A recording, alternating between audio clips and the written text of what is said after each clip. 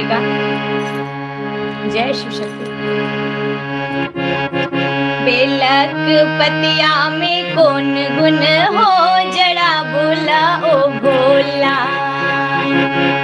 हम सबको पता है कि शिव जी जो है बहुत प्रसन्न हो जाते हैं बेलपत्र से, तो बेलपत्र जो है जरूर चढ़ाना चाहिए महादेव जी के ऊपर।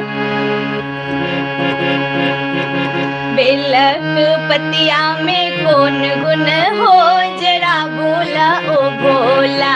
बेलक पतिया में कौन गुण हो, जरा बोला ओ भोला।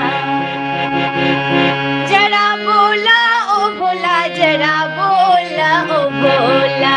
बोला ओ भोला, जरा ओ भोला।